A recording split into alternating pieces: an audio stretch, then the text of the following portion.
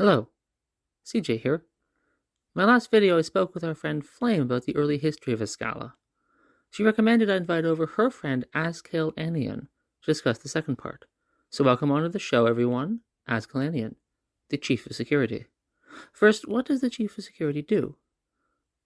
Well, I run the entire police force on behalf of the mayor. I see to funding to make sure everyone is paid on time, and negotiate our industrial contracts for uniforms, armament, and other equipment. So you keep the city safe? Yes, I do. Am I allowed to know you exist? Not really. Do you ever do a normal police job? Yes. I'm allowed to join any combat operation I choose without limit. I go to battle with top-of-the-line prototype protective gear and armament. I meant like, do you do like parking tickets? Oh? Yes, sometimes I fill in officers for this as well. I'm getting the impression your job involves solving problems with a lot of violence. Yes, CJ, my job is mostly shooting things. Good, cool. So I've spoken to a number of people about the history of this city, and no one seems willing to mention the middle part of it. I was wondering if you could fill me in. What is it no one will talk about? Well, it's a difficult request, but a fair one.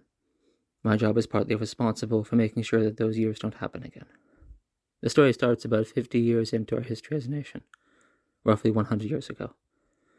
In the early days of astral travel, the place between was a dangerous place, where the Guardian wars were raging on and off, leading eventually to the formal formation of the Guardians. The majors of creation were beginning to concentrate here in Ascala.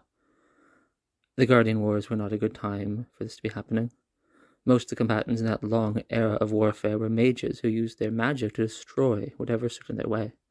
Here in Ascala, mages and magic in general were distrusted. Mages were more common here than any other world because the city paid its will workers so well. But they were never the dominant voice. That seems odd, given that these days the city celebrates its mages like rock stars. I know. The situation didn't stay stable for long. The will workers of Ascala realized something. The only people who could understand and invent more of the technology we inherited from Ascala were mages.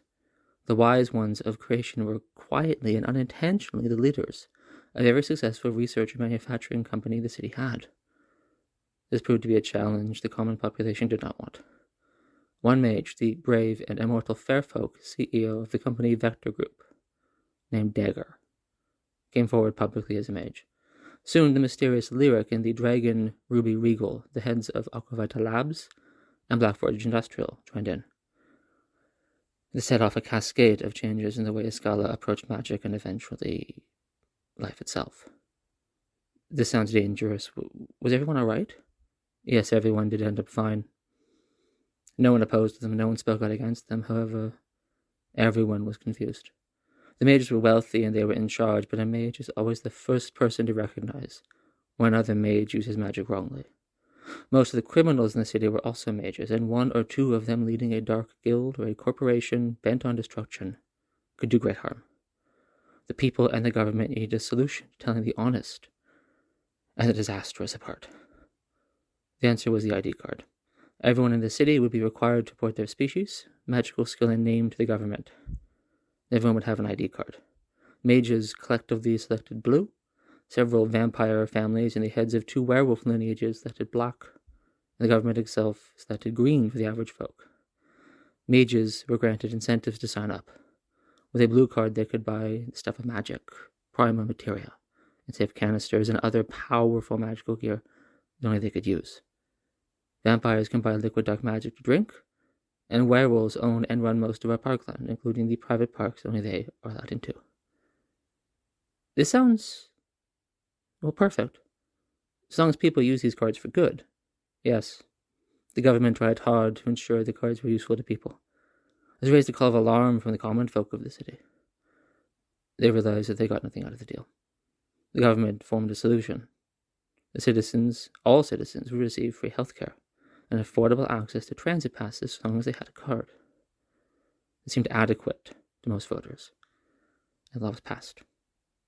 Wow, that sounds hard if the entire city had to vote on it. It was hard. We learned, though.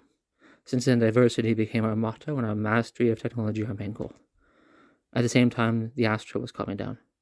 The Guardian Wars ended with the unification of the 8 companies and the formation of the Guardians we have today. The Order of Mages gathered thousands of traveler mages and cast the greatest ritual ever conceived of by mortals, forming the continent paradise Mahe out of the astral mists. It's not perfect, but our city's ours. Thank you, Ascala. Now, I promised we would do something fun after this film shoot, so I thought we'd get some ice cream. I'll buy. Agreed. I could use some cooling down. That's it for now, everyone. Find a download link to my free products in the description. CJ out.